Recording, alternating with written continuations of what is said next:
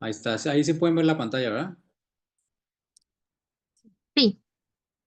Ok. Sí. Bueno, ahí en sus, déjenme compartir la imagen si es que no la pueden tener. Eh, si es que no pueden tener su estudio al mismo tiempo que la clase, aquí voy a compartir la portada, porque quiero que veamos. Espérenme un segundo. ¿Quieres que la enseñe? Aquí la tengo. No, a ver si enseñala. ¿La tienes? Sí, pues acá está. Ok. Sí. Es que no sé si puedo compartir yo mi.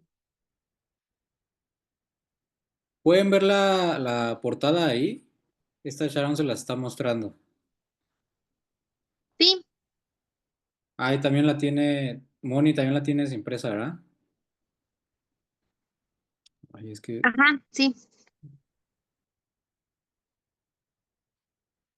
¿qué pueden ver en esa imagen?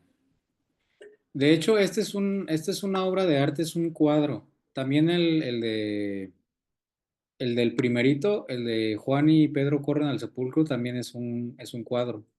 Y vamos a estar poniendo cuadros, artes, para que aludan al tema que vayamos a estudiar.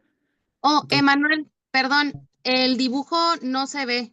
O sea, en la clase no se ve la primera página del no, no, documento, pues. sí, sí, sí, es que lo estoy buscando súper rápido.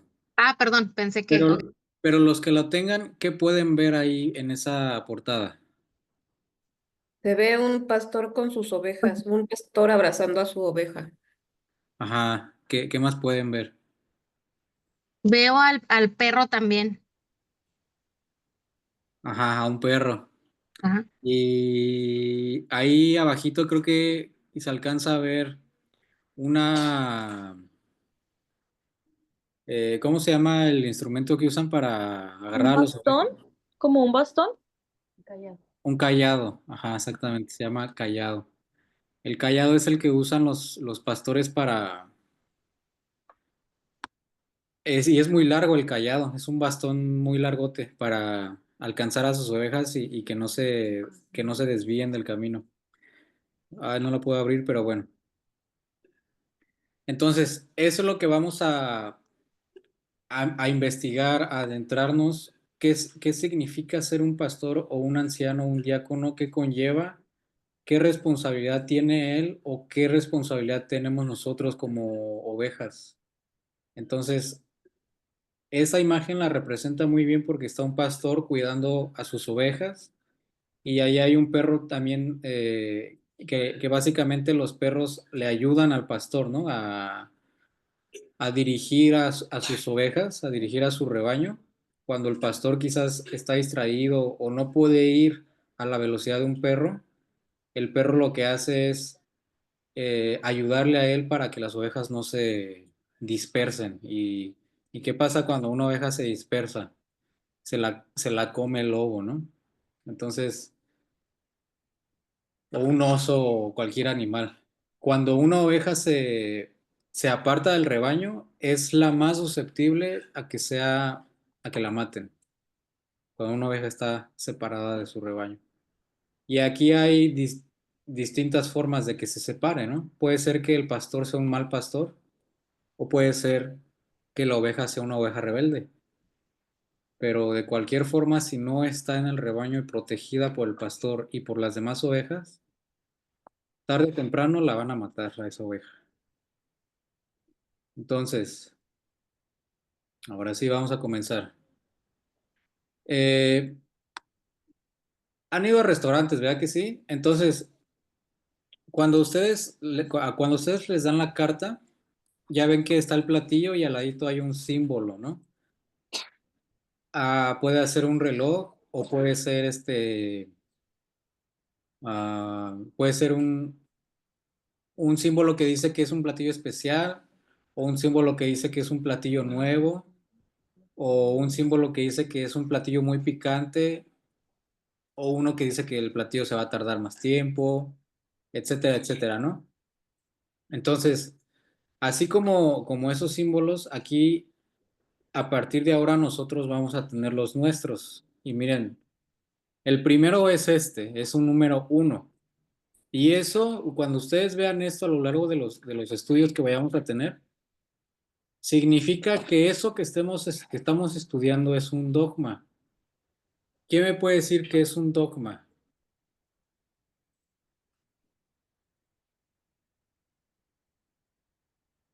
Es una enseñanza. Ajá, ¿qué más? ¿Qué es un dogma?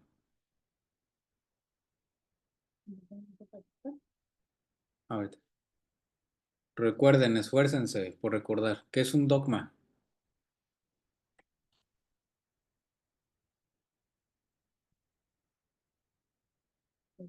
No sé cómo explicarla, pero es como una creencia, una verdad que no se puede cuestionar. Exactamente, sí. Es una enseñanza, como bien lo dice Brian, no tanto que no se pueda cuestionar, sino que no se puede negar. Porque a lo mejor vamos a tener dudas en un dogma y, pues las vamos a cuestionar para aclararlas, ¿no? Pero al final de cuentas esa enseñanza no se puede negar. O bueno, si la niego o no la quiero aceptar, pues voy a ir en contra de la Biblia y del cristianismo, ¿no? Por ejemplo, un dogma puede ser la deidad de Cristo. Si yo creo que Jesús nada más fue un hombre, pero no fue Dios, no puedo ser cristiano por default, porque la Biblia lo enseña tal cual.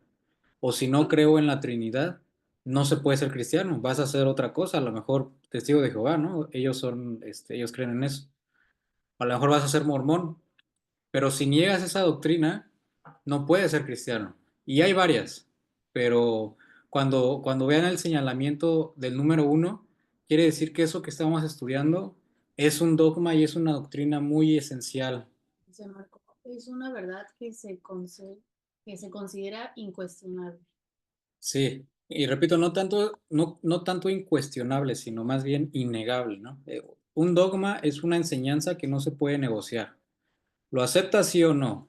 Si lo aceptas, adelante. Si no, pues no puedes ser cristiano, ¿no?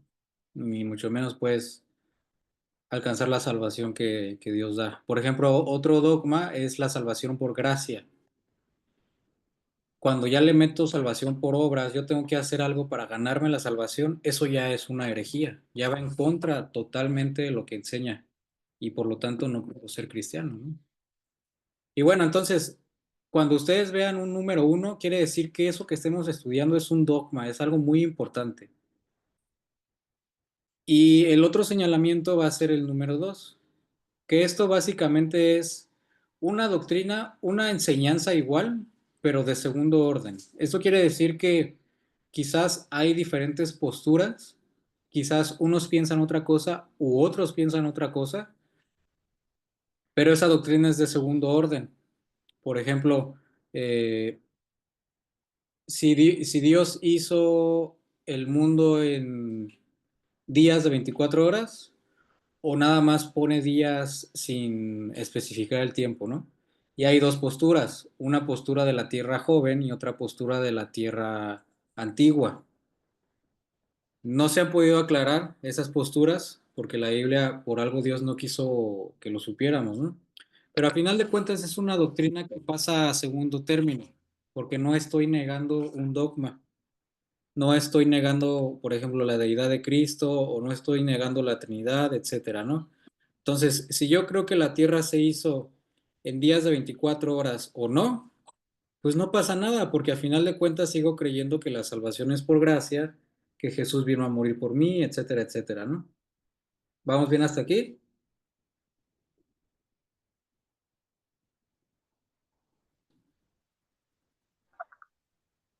Todo bien. Y después viene este símbolo, que es el número 3, que es lo mismo, ¿no? Pero es una doctrina de tercer orden. Por ejemplo, algunas iglesias creen que se debe de predicar con corbata nada más, ¿no? Y otras dicen que no, que nada puede ser con camisa. O algunas otras dicen que con saco a fuerzas, con traje. Y otras dicen que no. Bueno, a final de cuentas, eso es una doctrina que cada uno tiene sus razones, pero a final de cuentas es una doctrina de tercer orden, porque no afecta en nada a los dogmas que yo creo.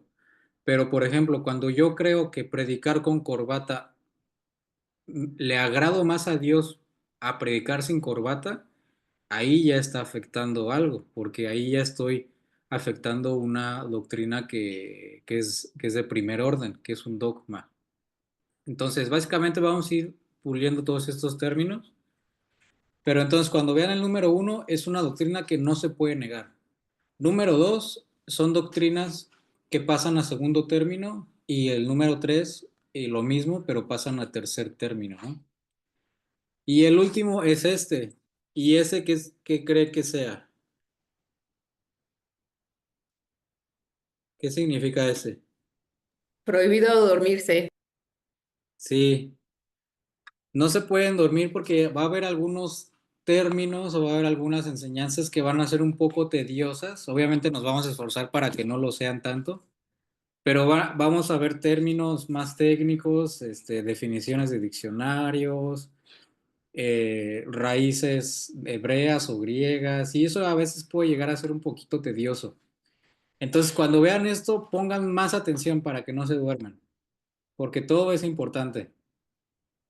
Entonces, todas las doctrinas de primero, segundo o tercer orden, todas son muy importantes. No por ser segundo o tercer orden quiere decir que no importen, no.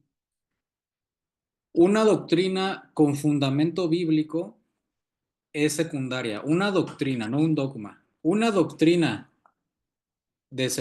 con fundamento bíblico pasa a ser secundaria.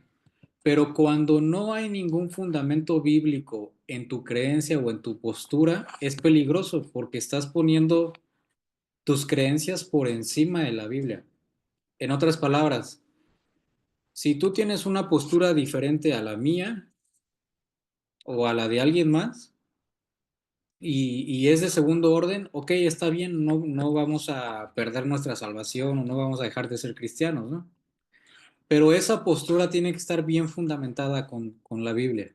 Tienes que tener pruebas y tienes que tener fundamentos para demostrar la postura en donde estás tú.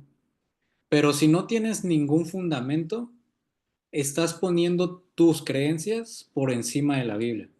Por ejemplo, no, es que yo creo esto porque me pasó algo, por mi experiencia, pero no tienes ningún fundamento bíblico. Entonces estás poniendo tu experiencia por encima de la Biblia. O yo creo esto porque mi abuelita me lo enseñó, pero no tienes ningún fundamento. Entonces estás poniendo tus pensamientos por encima de la Biblia. Eso es lo peligroso.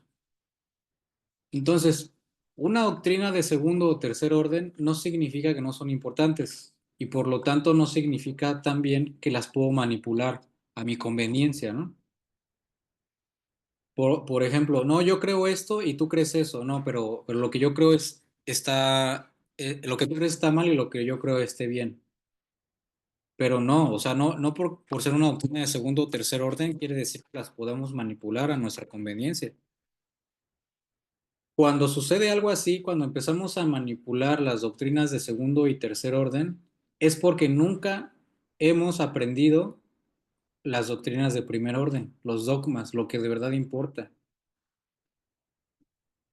Cuando empecemos a aceptar y cuando empecemos a reconocer sinceramente un dogma, entonces, solo hasta entonces podremos tener la capacidad de darle seriedad y darle respeto a las doctrinas de segundo y de tercer orden.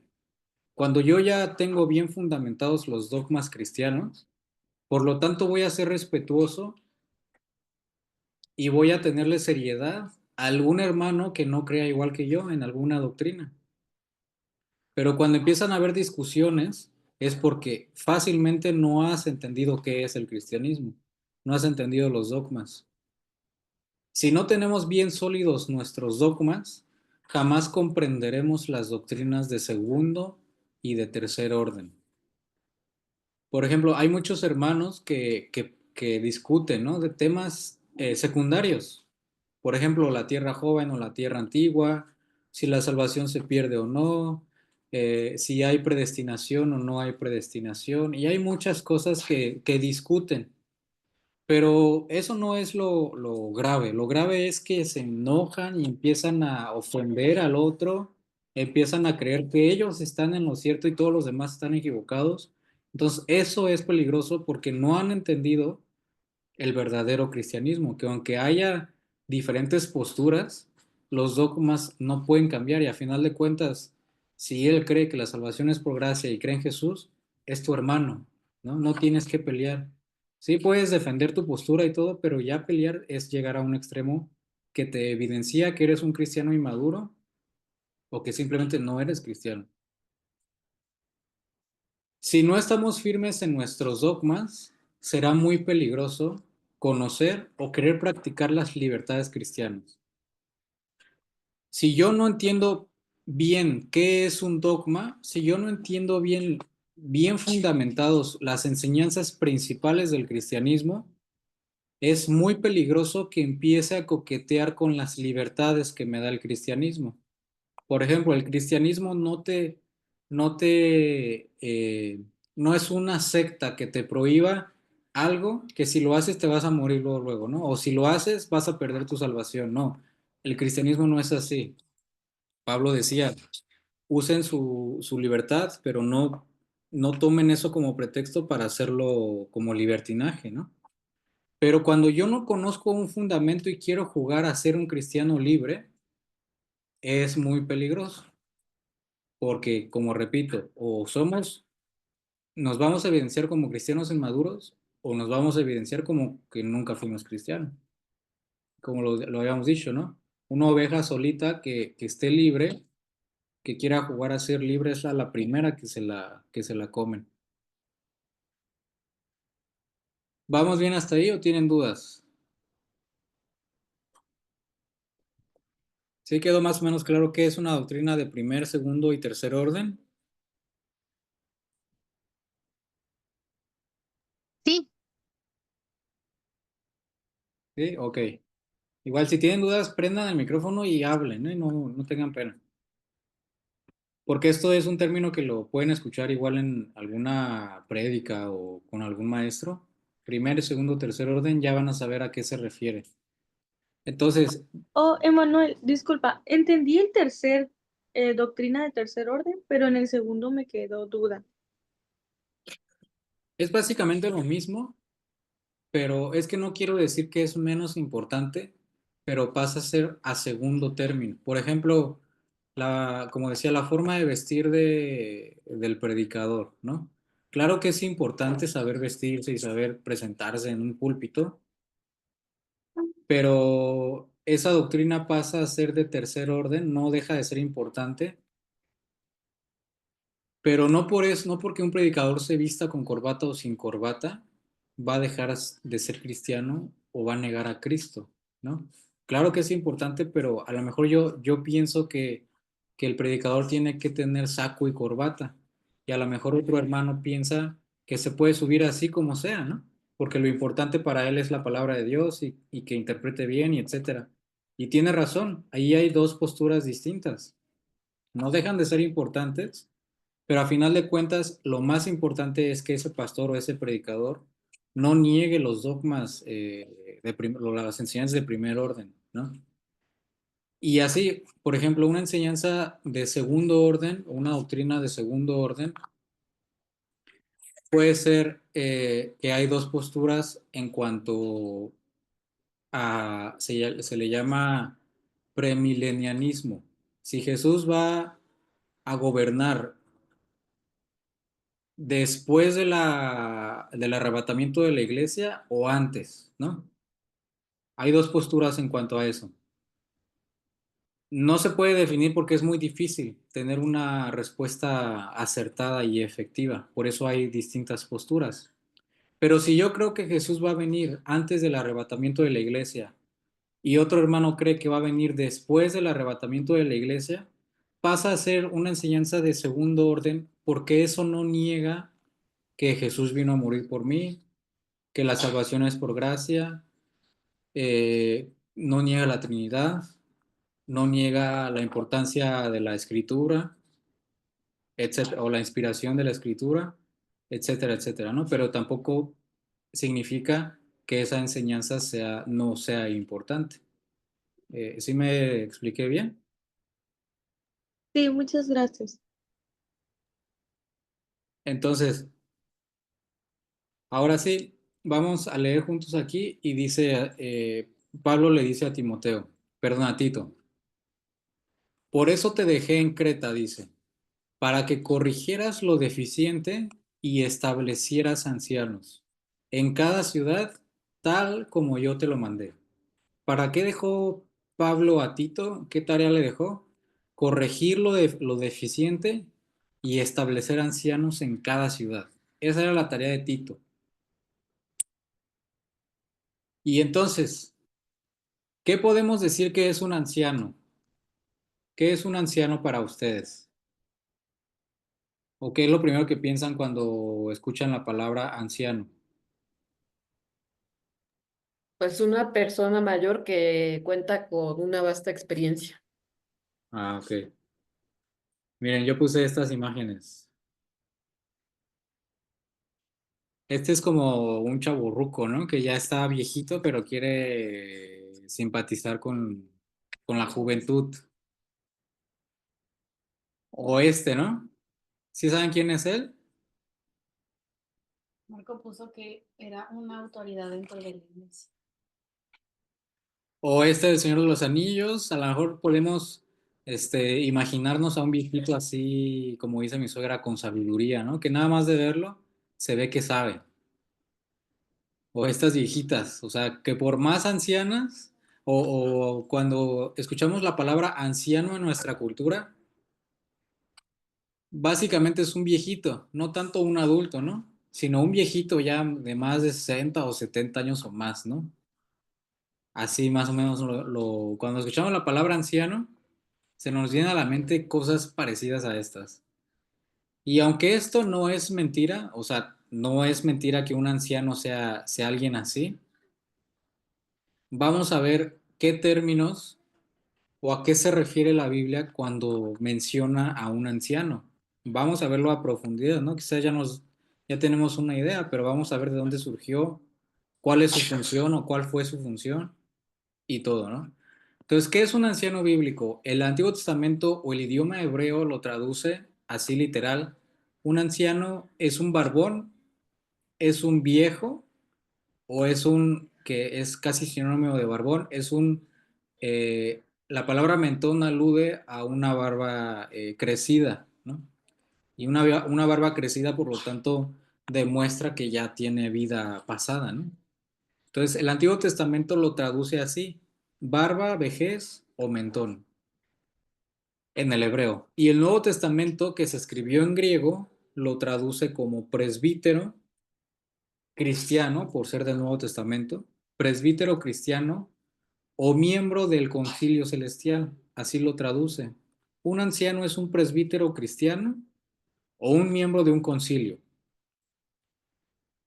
Pero yo creo que no, no nos ayuda mucho. No te salgas, nomás préndelo. Ah, sí, déjame ver. Silenciar. Entonces yo creo que no nos ayudó mucho esta definición, ¿verdad que no? Creo que nos quedó hasta más confundidos, pero vamos a ver a qué se refiere. La definición general de un anciano es que un anciano bíblico es un miembro destacado. Es un miembro destacado que ha adquirido sabiduría o experiencia en alguna área. Ese es un anciano bíblico. Un miembro destacado no define edad, es un miembro destacado que ha adquirido sabiduría o que ha adquirido experiencia en alguna área. Ese es un anciano, por definición fácil, ¿no? O rápida.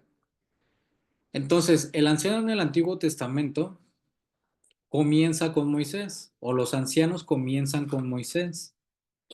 Y dice aquí, Dios le está hablando a Moisés y dice, ve y reúne a los ancianos de Israel y diles, y ahí menciona cuando los va a libertar y los va a llevar a una tierra prometida, etcétera, ¿no?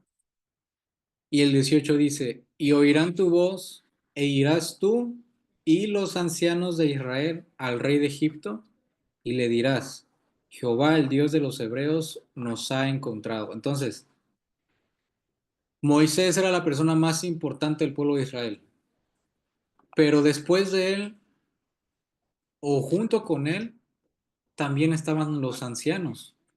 Entonces, un anciano en el pueblo de Israel era una persona muy importante.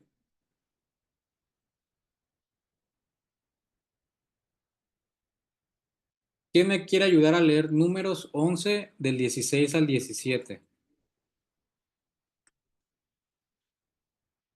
Aquí espero, Números 11, 16 al 17.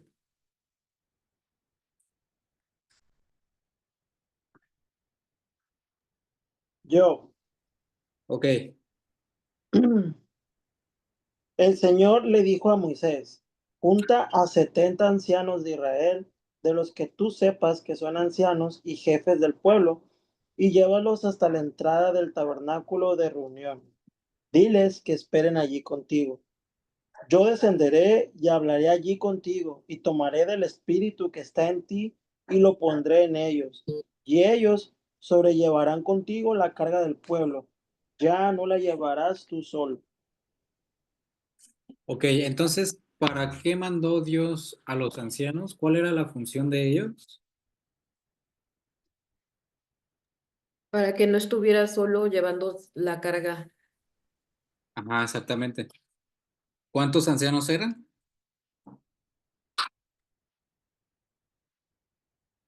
70. 70 ancianos. 70 ancianos que le ayudaban a Moisés a gobernar al pueblo de Israel. Esta palabra es interesante porque del latín se traduce como senador. Un anciano es un senador. ¿Y qué hace un senador? En palabras muy sencillas, le ayuda al presidente o es un conjunto de personas capacitadas para poder gobernar bien un país, ¿no? Eso es un senador. Básicamente los 70 ancianos eran senadores por la raíz en latín o en la raíz de hebreo, eran gente destacada, con experiencia en alguna área. Y Dios le dice a Moisés, elige a 70 ancianos porque te van a ayudar a gobernar a todo el pueblo. Entonces, la actividad del anciano del Antiguo Testamento era muy importante porque no solamente era dentro de una iglesia o entre comillas de la religión judía, no, sino tenía la tarea de gobernar, de juzgar a un país como un senador o como un juez. Algunas de las participaciones de los ancianos en el Antiguo Testamento fue que ellos exigieron a Samuel, al profeta Samuel, que nombrara un rey, obviamente influenciados por el pueblo, ¿no? Otra participación que tuvieron fue que influyeron para que David obtuviera el reinado. Ellos, los ancianos, ungieron a David como el rey de Israel. Otra participación es que representaron o representaban al pueblo en las consagraciones del Templo de Salomón, en las fiestas solemnes o en algún acto que donde se involucraba el arca del pacto, los que estaban ahí presentes eran los ancianos de Israel. Algo muy importante es que eran los jueces de Israel. Cuando había algún delito o algo que corrompía una ley, los que juzgaban eran los ancianos. Y ellos también decidían casos que afectaran a la familia. Ahí ustedes en sus estudios pueden leer algunas participaciones que puse ahí. Obviamente hay más, pero lo importante es saber que un anciano en el Antiguo Testamento no era cualquier persona, era un hombre capacitado con experiencia o sabiduría para para saber gobernar a un pueblo, para saber juzgar y para saber representar a un pueblo. Entonces, no era cualquier cosa un anciano.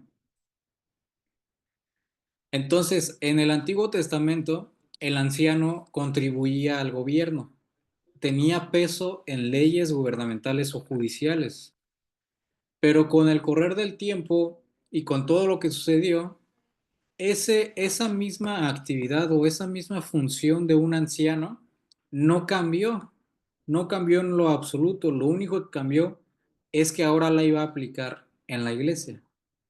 Ya no, un anciano ya no tenía poder para gobernar a una nación, ya no. Eso se iba a dirigir totalmente a una iglesia o a una congregación, pero eso no significa que cambió su tarea o que cambió su trabajo. Simplemente significa que cambió de lugar. Ya no iba a tener poder gubernamental, pero ese poder iba a estar fundamentado en la iglesia o dentro de una iglesia. Entonces, por ejemplo, los ancianos del Antiguo Testamento eran básicamente gobernantes que ayudaban a Moisés. Pero a lo largo de todo el Antiguo Testamento pasaron muchas cosas. Muchas rebeliones del pueblo de Israel. Pasaron dos exilios del pueblo de Israel cuando los corrían de su nación. Después pasó la división del nuevo perdón, del norte y del sur. Se dividió el pueblo de Israel por el rey Salomón. Después, bueno, en toda esa historia vinieron los profetas, los mataron, no querían aceptar la corrección de Dios, atravesaban guerras, exilios, no los querían, gobiernos que los oprimían, etcétera, etcétera, etcétera, ¿no? Hasta que llegó el Nuevo Testamento.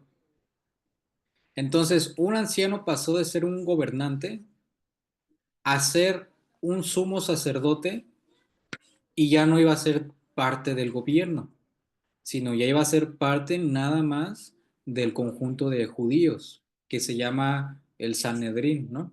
Que básicamente imagínense que la Cámara de Senadores, pues son muchas personas capacitadas, ¿no? Pero esos senadores tienen poder, tienen la autoridad para gobernar, o para cambiar leyes, o para poner leyes, etcétera. Es básicamente lo mismo el Sanedrín, pero lo único que cambia el Sanedrín es que el Sanedrín tiene poder nada más dentro del judaísmo, ya no tiene poder fuera, ya tenían que someterse a las leyes de Roma o a las leyes del país donde, o del imperio donde estuviesen, ¿no?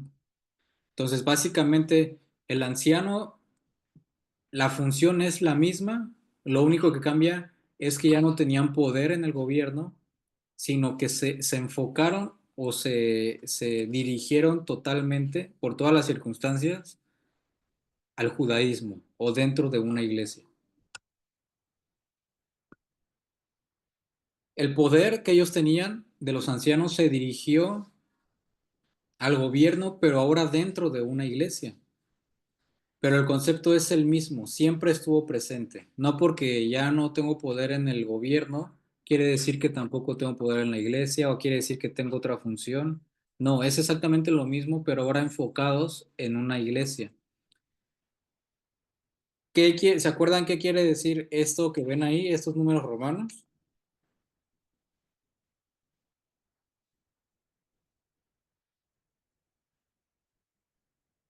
Recuerden. Es una traducción.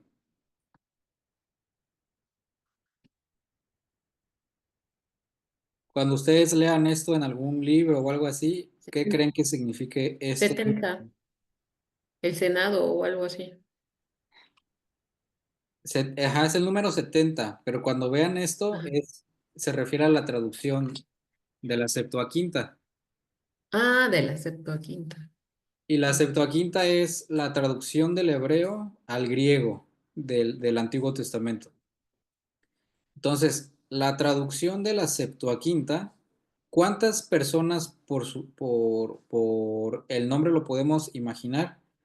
¿Cuántas personas tradujeron, válgame la redundancia, esta traducción o esta Biblia? 70 personas, 70 ancianos.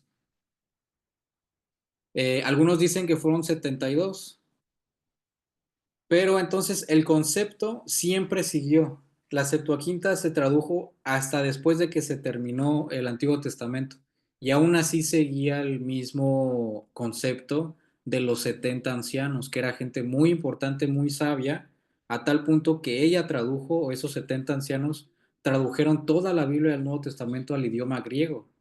Y no fue cualquier cosa, porque Jesús y sus discípulos usaron esa Biblia. Entonces, si estos ancianos se hubieran equivocado por obvias razones, Jesús no hubiera usado esa Biblia. Pero no, Jesús la utilizó. Eso quiere decir que estos ancianos eran muy importantes, aún sin tener un poder en el gobierno. ¿Quién me quiere ayudar a leer Lucas 10:1?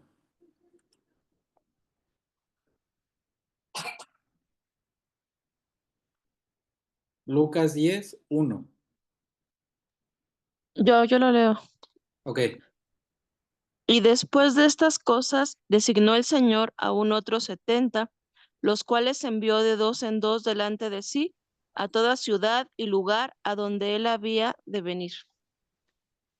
Ajá, ¿se recuerdan de ese capítulo? ¿Qué estaba pasando ahí? Jesús estaba nombrando, estaba eh, asignando a misioneros, así tal cual, ¿no? Pero ¿cuántos eran?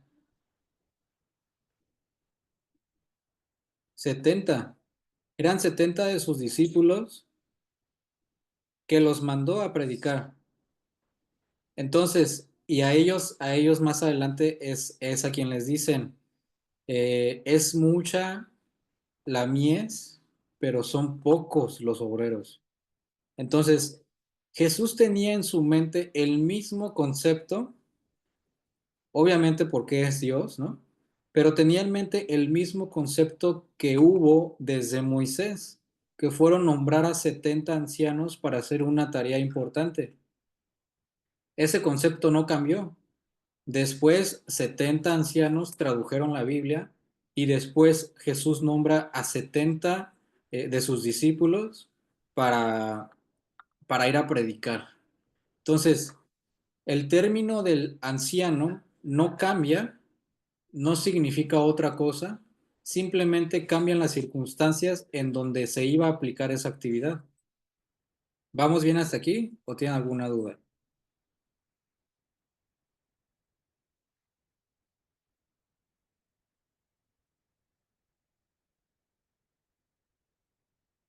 Bueno, continuamos. Entonces, esto fue el anciano en el Antiguo Testamento, alguien que tenía poder de gobierno y poder en la iglesia.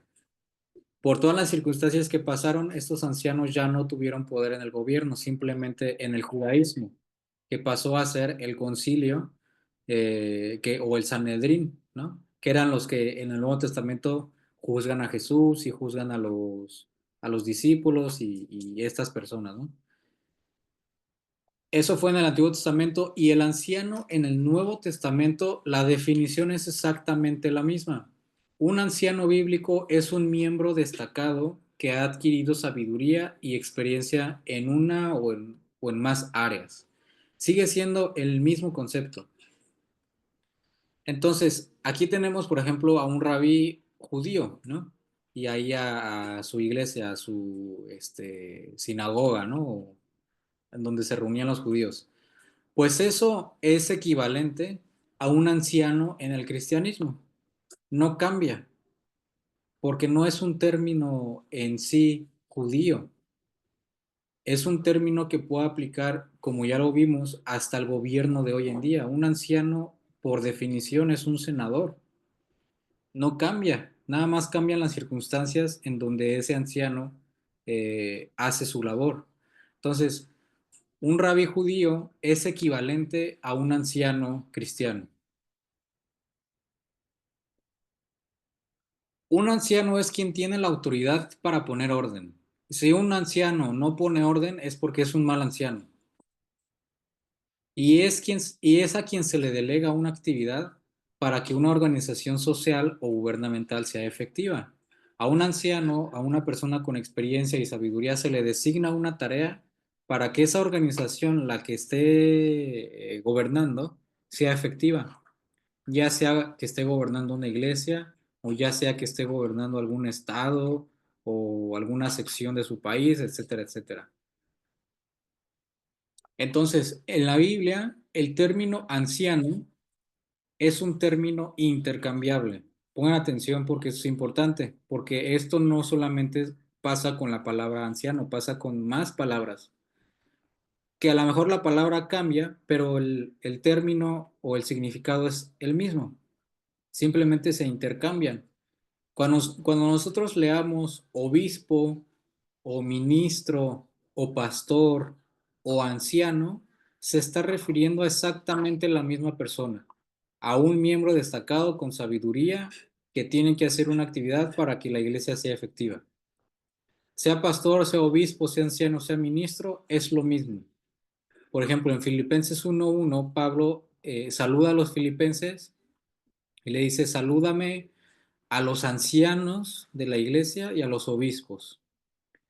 En 1 Timoteo 3:6, Pablo le dice a Timoteo, perdón, aquí es 1 Timoteo 4:6, le dice, Timoteo, si tú enseñas bien la palabra de Dios, serás un buen ministro de Cristo. O en la palabra pastor en Hebreos, por ejemplo, dice, sométanse a sus pastores. O sea, otra traducción dice, háganles caso a sus dirigentes. Y pues obviamente la palabra anciano, por ejemplo, en Santiago dice, si alguno está enfermo, declare que es sano. No, dice Santiago, si alguno está enfermo, llame a los ancianos de la iglesia y que oren por él. Entonces, es un término que se intercambia, pero se refiere exactamente a lo mismo. Es muy importante que este lo tengan bien presente porque sucede con otras palabras. Al momento de, a lo mejor, no es que aquí dice pastor y aquí dice obispo, quiere decir que son personas distintas, ahí ya me voy a empezar a envolver con algo que es falso. Y esto puede pasar con otras doctrinas que vamos a ver más adelante, que por creer que son distintas palabras se refieren a algo diferente, surgen algunas falsas doctrinas, ¿no? Entonces, los términos intercambiables son muy comunes en la Biblia. Fácil, porque no se escribió en el idioma español, pero el término o el significado es el mismo. Entonces, estos términos que vimos acá, obispo, ministro, pastor o anciano, cuando comprendamos bien cada uno de estos términos, vamos a poder enriquecer o comprender las tareas y responsabilidades que tiene que hacer una persona, un pastor, un anciano o un obispo. Tengo que entender los significados de cada una, porque cada una me va a ayudar a enriquecer la responsabilidad y la tarea que tiene que hacer un buen pastor, un buen anciano o un buen obispo. Pero si yo no conozco estos términos, pues no voy a saber si ese pastor o ese obispo está haciendo las cosas bien. Entonces, vamos a mirar nada más dos y la otra clase vamos a ver las demás. Pero entonces, iniciamos con anciano. Vamos a adentrarnos en la palabra anciano. Anciano aparece 174 veces en el Antiguo Testamento y como dos, como nombre o como adjetivo, pero es un término muy común en el Antiguo Testamento. Y como ya lo habíamos visto, básicamente se refiere a una persona adulta, a una persona barbón o a un señor viejo. Y el término se utiliza anciano para diferenciar entre un hombre viejo o un hombre joven. En el Antiguo Testamento es un término muy fácil de entender, ¿no?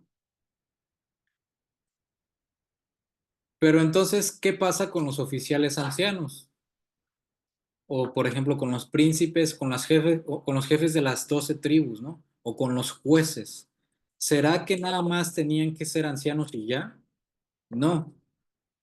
Estos ancianos, para ser juez, para ser oficial o para ser un jefe de una tribu de Israel, tenía que tener don de sabiduría, tenía que tener don de liderazgo y tenía que tener don de justicia. Obviamente, esta palabra don no me refiero a los dones del Nuevo Testamento, ¿no? Simplemente tenía que ser un hombre que fuera sabio, un hombre que fuera un líder o que supiera liderar, o un hombre que supiera hacer justicia. Todo esto debía enfocarse al pueblo de Israel. Si un hombre no era sabio, si un hombre no sabe liderar, o si un hombre no sabe lo que es bueno y lo que es malo, por obvias razones no puede ser un anciano, no puede ser un jefe de una tribu, no puede ser un juez, porque imagínense, como lo vemos en nuestro país, ¿no? Hay jueces que no saben diferenciar qué está bien y qué está mal, por lo tanto no tienen ningún derecho a ser un juez. O transportándolo a nuestra iglesia de hoy, hay pastores que no tienen sabiduría, no saben liderar o no saben distinguir qué es bueno y qué es malo. Por lo tanto, no tienen ningún derecho a ser un pastor. No porque sea un término despectivo que así de, no, no, tú no puedes ser pastor porque eres así y así, no.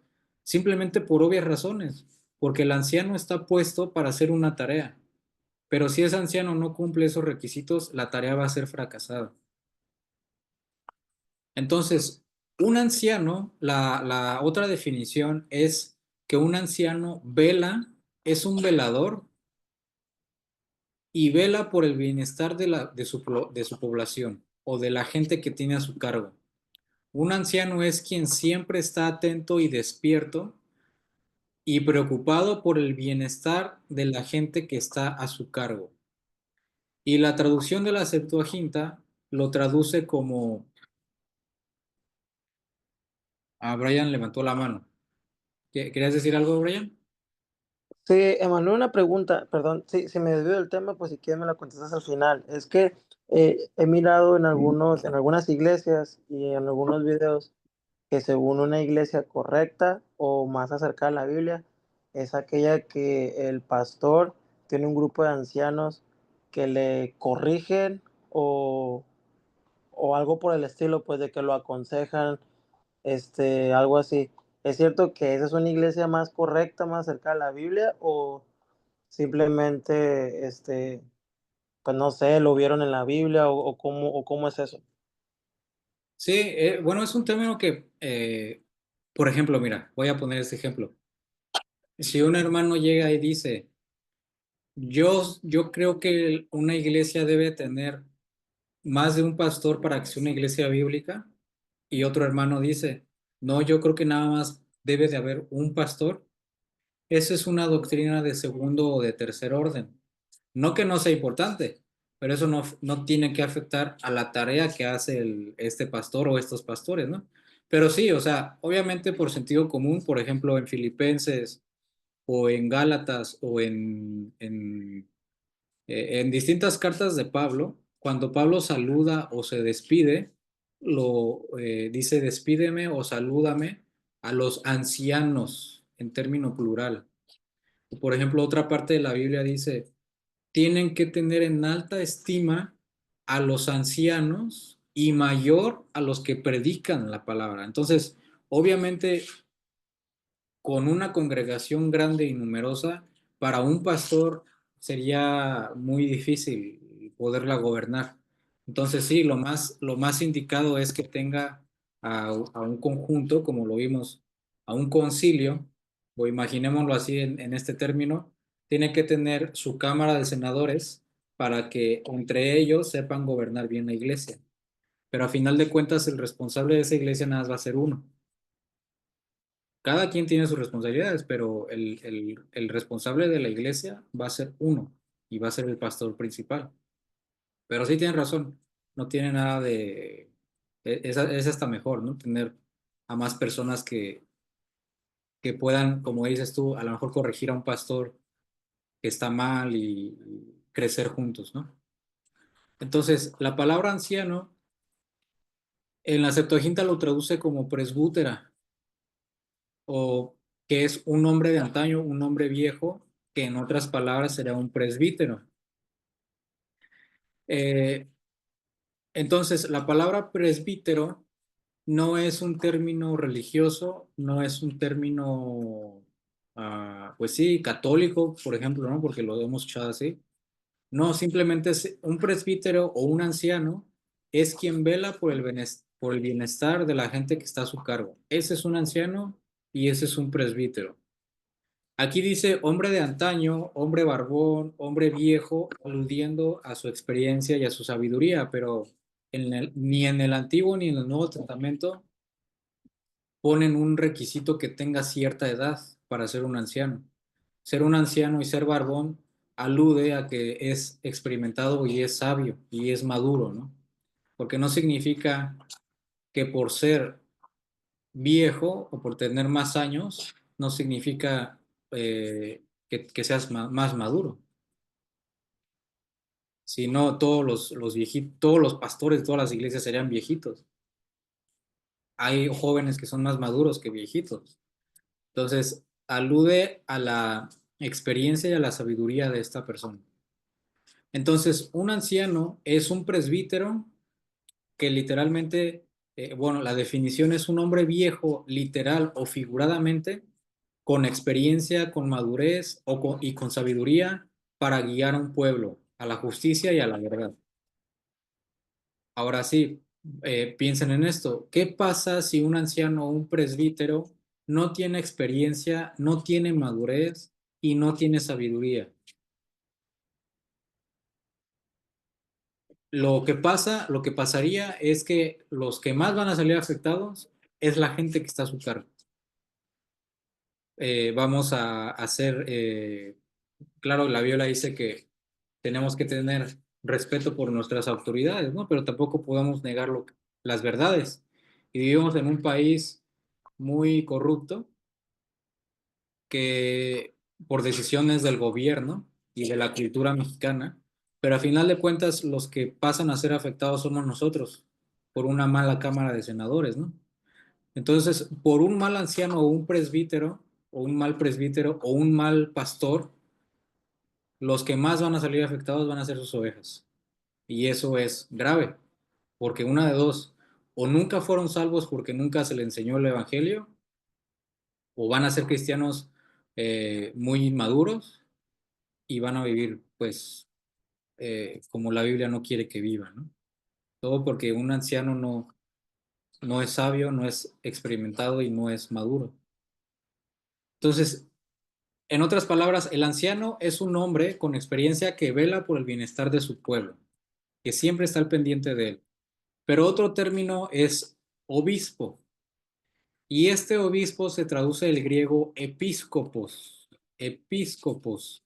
que se traduce como supervisor, nada más que eso. Repito, obispo o episcopos no es un término religioso. Claro que en nuestra cultura lo conocemos, lo primero que se viene a la mente es un padre, ¿no? Un obispo. Pero no, o sea, el término de obispo es supervisar, es mirar o es vigilar a la gente que tiene a su cargo. Este término, obviamente en el castellano se dice el episcopado. Entonces, un obispo es quien tiene la capacidad de estar en un punto superior o en un punto por encima de esa gente, porque solo estando encima de ellos va a poder supervisar y va a poder vigilar. Obviamente esto es figuradamente, ¿no? Eh, no hablo por encima de porque valga más o por encima porque Dios lo quiere más a él, no. Simplemente entre más sabiduría, más experiencia y más madurez, va a estar por encima de su gente y eso le va a permitir vigilarlos y supervisarlos. Por ejemplo, la cárcel, ¿no? Ya ven que tienen torres de vigilancia. ¿Qué pasaría si esa o ese vigilante quisiera vigilar la cárcel, pero en un cuarto, a nivel del suelo, nada más con una ventana? Pues va a poder vigilar, pero nada más la ventana y nada más al nivel del suelo, bien limitado, porque no está en una posición correcta para poder supervisar bien, para poder vigilar. Es lo mismo. Si un obispo no tiene la experiencia, la madurez o la sabiduría, no va a saber vigilar bien a la gente que tiene a su cargo, no va a saber supervisar a la gente que tiene a su cargo, no va a saber diferenciar o estar alerta a alguna falsa doctrina o algún mal comportamiento que pueda afectar a la gente, no va a saber, simplemente porque no está en la posición más alto de la gente que tiene a su cargo. Entonces, eso es un obispo, un supervisor o un vigilante. Eso es un obispo. Entonces, miren, vamos a leer juntos. Dice, yo les ruego que piensen en ustedes mismos y que velen por el rebaño sobre el cual el Espíritu Santo los ha puesto como obispos, para que cuiden la iglesia del Señor que Él ganó por su propia sangre. Entonces, miren, vimos que la palabra anciano era alguien que velaba, que estaba al pendiente por el bien de su gente, ¿no? Y aquí usa tres términos para referirse a la misma tarea. Que velen por el rebaño.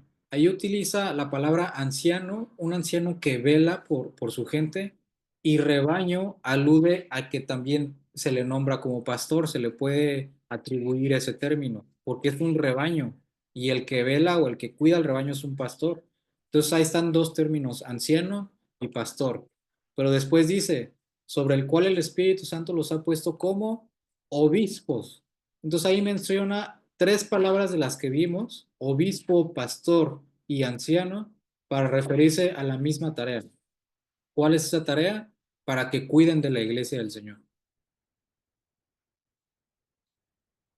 Entonces, en base de la voluntad y designación divina o de Dios, como sucedía en el Nuevo Testamento, debía de haber obispos, como ya lo habíamos dicho con Brian, en cada iglesia, obispos, puede ser uno o pueden ser más, no hay un número específico, depende de la congregación, pero era necesario que haya obispos en cada iglesia local, en cada iglesia. Cada obispo es representante de cada iglesia. Tenga 10 personas o tenga 200 personas, el responsable es el obispo. Y puestos por los apóstoles en ese tiempo, los que nombraban obispos o ancianos eran los apóstoles, ellos daban la autoridad para nombrar a los ancianos del Nuevo Testamento, y estos ancianos, como lo vimos en Tito, eran específicamente delegados e instruidos para una tarea, como lo dice Pablo. Tito, te dejé en Creta para que corrigieras lo deficiente y para que nombraras ancianos. Pero ¿qué pasa, por ejemplo, si este Tito no hubiera estado capacitado, no hubiera tenido sabiduría, ni hubiera tenido un buen juicio? ¿Cómo iba a poder corregir lo deficiente? Pues no iba a poder. Por lo tanto, se necesita ser sabio, tener madurez y tener experiencia para poder corregir lo deficiente y para poder nombrar a otros ancianos.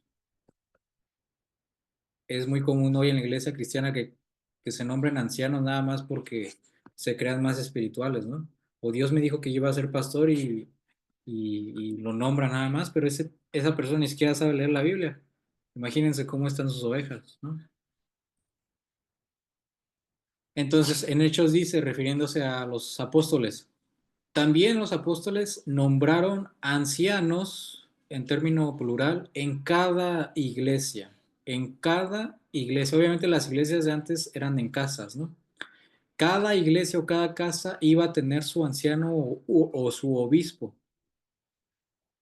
Y luego de orar y ayunar, les encomendaron al Señor en quien habían creído. Entonces, un obispo es un presbítero o un anciano, y un conjunto de ancianos o presbíteros es un presbiterio, ¿no? Así de fácil. Un presbiterio es un conjunto de ancianos o de obispos o de presbíteros, como un concilio, como una cámara de senadores. Y bueno, esto lo vamos a ver más adelante en la siguiente clase, pero dice, la Biblia enseña cómo debía ser un obispo, qué requisitos debía de cumplir para ser obispo. La Biblia dice muy claramente quién puede ser obispo y quién no. Obviamente, por ignorancia de la Biblia, hay personas que son obispos o son pastores, no cumplen los requisitos y por eso el cristianismo está como está hoy en día, ¿no? En general. Entonces, un obispo es lo mismo que un supervisor, un vigilante. Es un hombre con sabiduría y carácter específicamente delegado o instruido para una tarea eclesiástica. Es una persona que supervisa a las ovejas o a sus congregantes y que las vigila, que está en un puesto superior a ellas. Repito, no lo digo en el mal sentido de la palabra, pero sí tiene que estar por encima de ellas en cuanto a sabiduría, experiencia y madurez, porque solamente así los va a poder supervisar. Si no, pues no, va a estar igual que ellos, que sus ovejas. Entonces, en otras palabras, un anciano es el que vela por el bienestar de su gente. Y un obispo es el que está vigilando y el que está atento, el que está supervisando. Estos dos no se contradicen en lo absoluto. Es la misma función. Simplemente enriquece a la tarea que debe de hacer un representante de una iglesia o de un ministerio, ¿no? Por ejemplo, en la Biblia no existía ministerio de jóvenes o ministerio de damas o de hombres, no, no había eso. Eso no quiere decir que sea antibíblico, pero el responsable de estos ministerios es a quien se le nombra como representante, ¿no? O de alabanza. Entonces, un representante ya dentro de nuestra iglesia, como yo, a lo mejor que se me dio la tarea de enseñar, si ustedes aprenden mal, el responsable soy yo. Primeramente es el pastor porque él me puso, ¿no? Pero yo también tengo responsabilidad. Entonces, esto es un anciano y un obispo. Y vamos a terminar. ¿Dudas hasta aquí?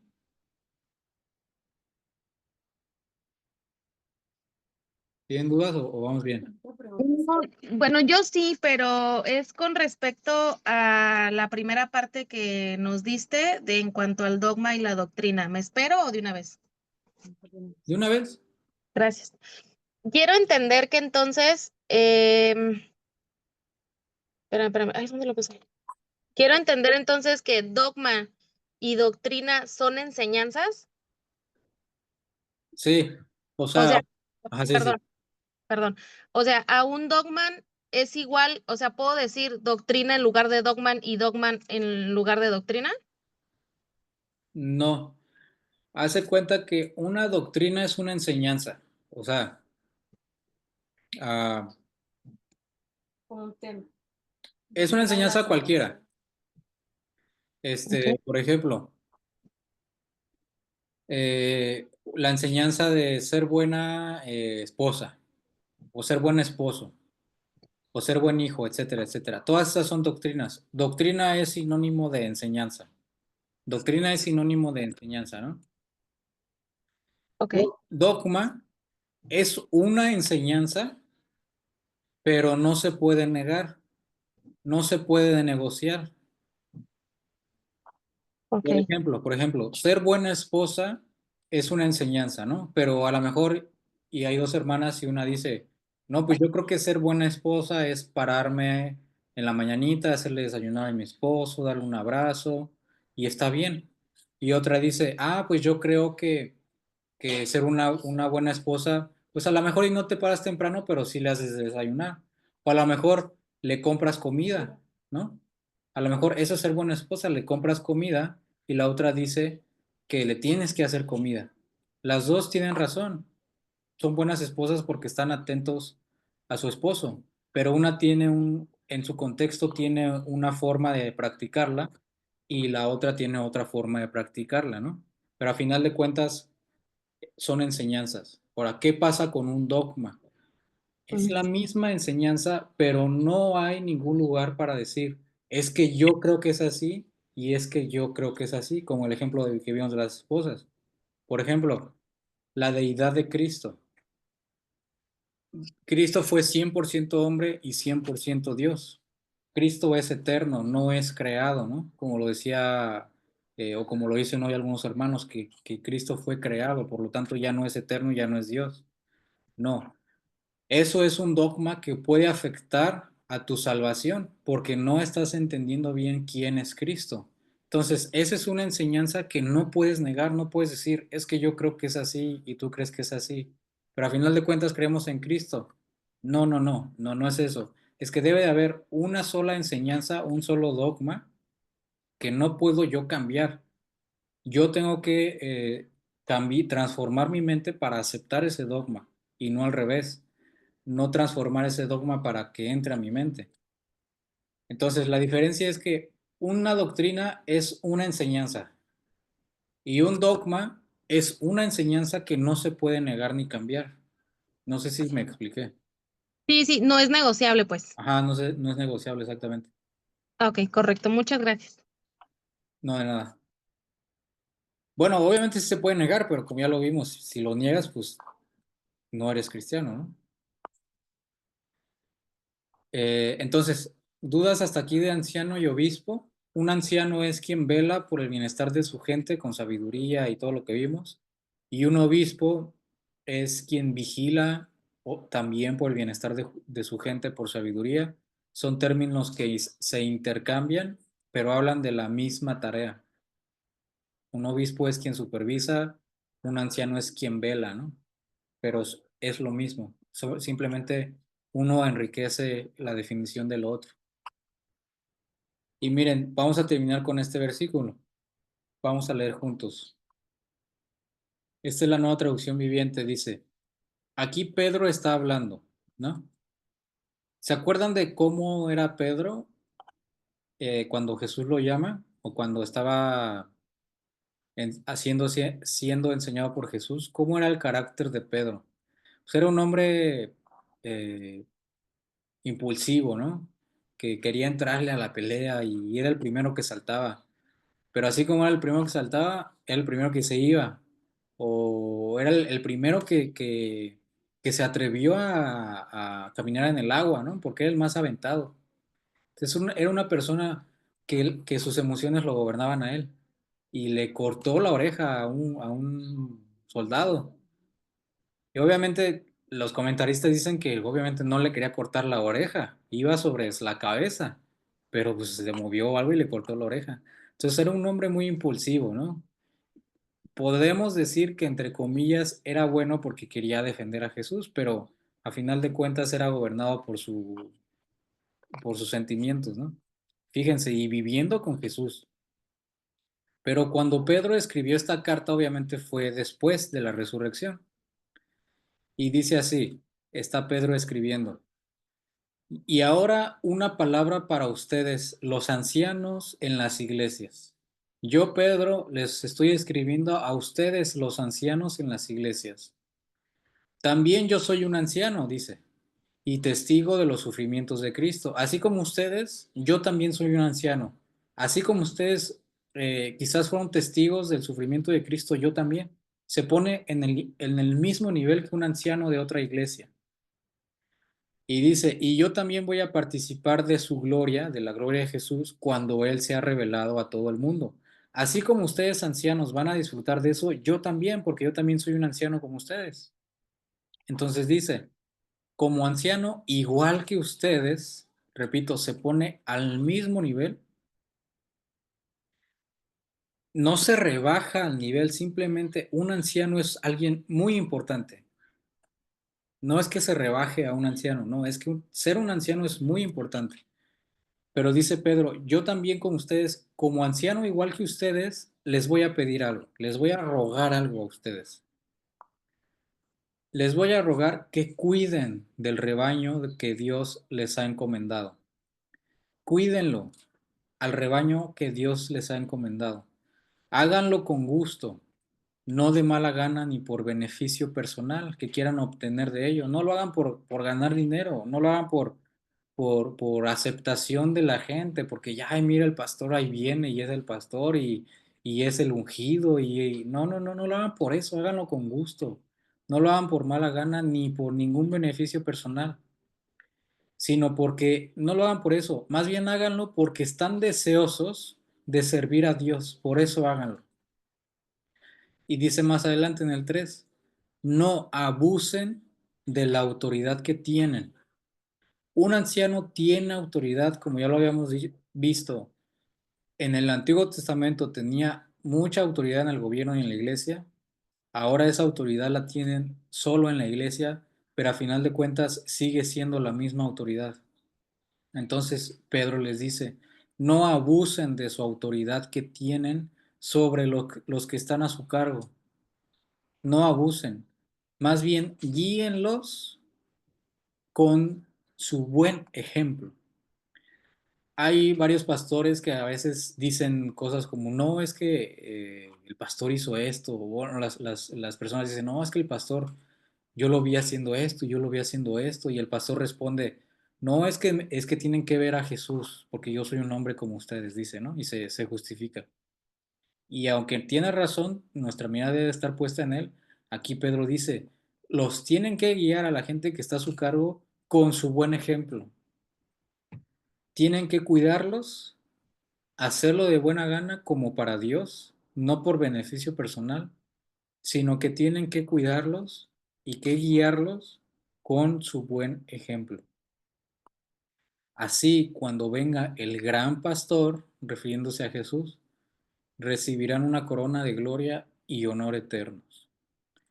Entonces, perdón, falta uno, dice, del mismo modo, ustedes aquí, como antes se está refiriendo a los ancianos o a los pastores, y aquí dice, del mismo modo, ustedes los más jóvenes tienen que aceptar la autoridad de los ancianos. Por un lado, le dice a los ancianos que no abusen de su autoridad, que los cuiden y que los guíen con su buen ejemplo. Pero por el otro lado, ya se enfoca a los congregantes o a los jóvenes. Ustedes como congregantes, como ovejas, tienen que aceptar la autoridad de los ancianos. Si no, no son parte de la iglesia. Porque si eres parte de un rebaño, tienes que aceptar la autoridad de los ancianos. Y después se refiere a todos, ancianos y jóvenes. Y todos vístanse con humildad en su trato unos con otros. Porque Dios se opone a los orgullosos, pero da gracia a los humildes. Entonces, Pedro, imagínense, después de la resurrección de Jesús, cambia drásticamente su carácter. Y ahora ya no es un hombre impulsivo, ya no es un hombre que quiere pelear, no. Ahora quiere cuidar. ¿Se acuerdan cuando Jesús le pregunta, Pedro, ¿me amas? Y dice Pedro, sí, te amo. Y le dice a Jesús, bueno, si me amas, cuida a mis ovejas. Y aquí Pedro está diciendo, así como yo las cuido, ustedes también, ancianos, las tienen que cuidar. Tienen que cuidar al rebaño que Dios les dio. No abusen de su autoridad. Entonces, ¿qué cambio tan drástico tuvo Pedro en su carácter? ¿Por qué? Simplemente porque se dio cuenta que todo el cristianismo que había aprendido era verdad con la resurrección de Jesús. Pablo dice, de modo que si alguno está en Cristo, nueva criatura es, ¿no? Así como Jesús cambió drásticamente todo el universo con su resurrección, así tiene que ser tu vida cuando conozcas a Jesús. De modo que si alguno conoce a Jesús, es nuevo, cambia totalmente. Si no somos nuevos, si no cambiamos como Pedro, simplemente no hemos conocido a Jesús. No somos cristianos. Y por otro lado, si ya somos cristianos y somos miembros de una iglesia, tenemos que, dice aquí, tienen que aceptar la autoridad de los ancianos. Pero todos, tanto ancianos como congregantes, deben de ser humildes. Porque el que es orgulloso, Dios le voltea la cara. No le hace caso a los orgullosos. Más bien le da gracia a los humildes. Entonces, un anciano, alguien que vela por el bienestar de su gente, y un obispo, alguien que vigila también por el bienestar de su gente, alguien que está por encima de su gente en cuanto a sabiduría, madurez, etcétera, y que vigila, que está atento para cualquier daño que pueda eh, venir, ¿no? A amenazar a la iglesia. ¿Dudas hasta aquí? No, de mi parte no, gracias. ¿No? Entonces, esto quizás fue un poquito largo, pero más adelante nosotros no tenemos como, obviamente no somos pastores, pero no significa que dejemos de tener una responsabilidad para con ellos, ¿no? Y también nos sirve de identificar quién es un buen pastor y quién no. Más adelante vamos a ver cuáles son los requisitos y cuáles son las tareas específicas de un pastor, que es importante saberlo, porque también vamos a ver qué es un diácono. Vamos a ver qué es un diácono y ahí sí nosotros podemos ser diáconos y pues es también un término muy importante. Bueno, si no tienen dudas, vamos a terminar. Repito, ya todos tienen su documento. Nada más me falta subir la segunda parte, pero la voy a subir completa. La pueden volver a descargar y continuar la próxima clase. Entonces, dudas, comentarios, preguntas. ¿Sí quedó claro qué es un anciano? ¿Dónde surgieron? ¿Qué actividades hacían? Eran básicamente, siguen siendo, ¿no? Una cámara de senadores, pero dentro de la iglesia. Un senador, la raíz del latín es un anciano. Un anciano, la raíz del hebreo, es alguien experimentado, alguien que vela, y un obispo es alguien que vigila o que está al pendiente, un supervisor.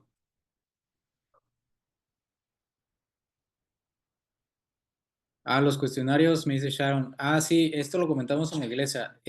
Obviamente también puede aplicar para ustedes, pero en la iglesia el pastor nos recomendó dar un diploma por cada sección que termináramos. Ya terminamos la sección de hermenéutica y bibliología.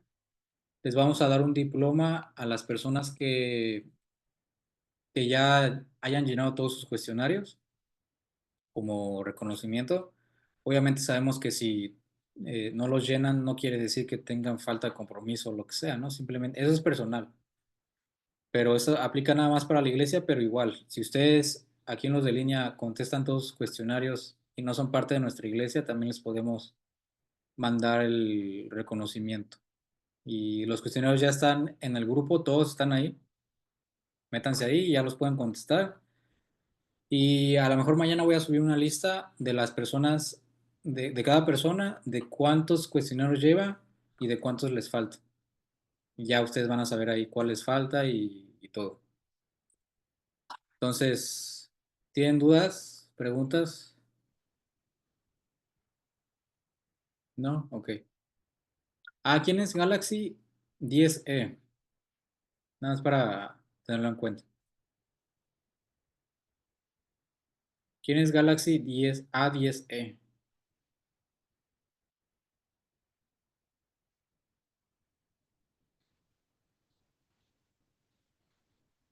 Ok, la hermana Luz. Brian, discúlpame, ¿cómo se llama tu esposa?